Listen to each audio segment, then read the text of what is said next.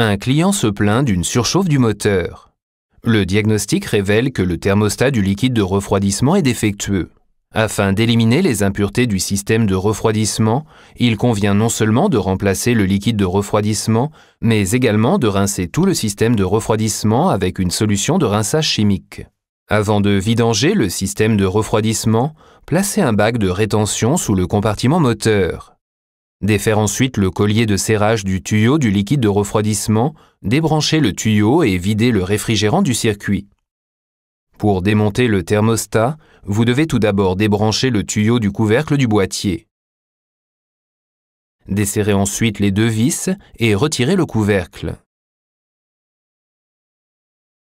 Lors du retrait du thermostat, faire attention au reste de liquide de refroidissement encore présent et vérifier qu'il ne contient pas d'impuretés. Reposez alors le couvercle du boîtier avec le joint mais sans le thermostat et serrez les vis. Fermez le circuit du liquide de refroidissement en rebranchant les deux extrémités du tuyau et en serrant les colliers de serrage.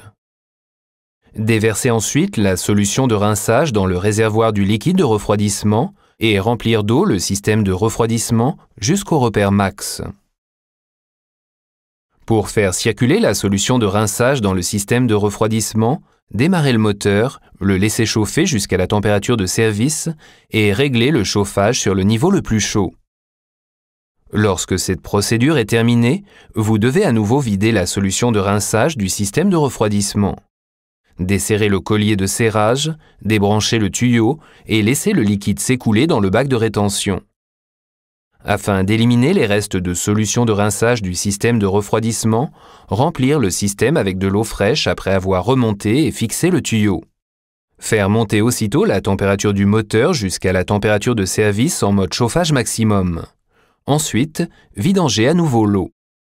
Desserrez alors les deux vis du couvercle du boîtier et retirez le couvercle.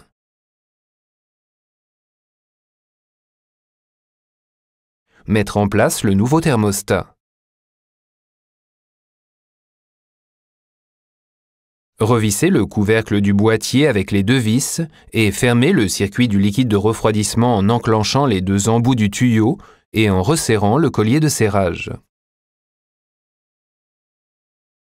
Remplir le système de refroidissement avec le liquide de refroidissement préconisé par le constructeur et replacer le bouchon.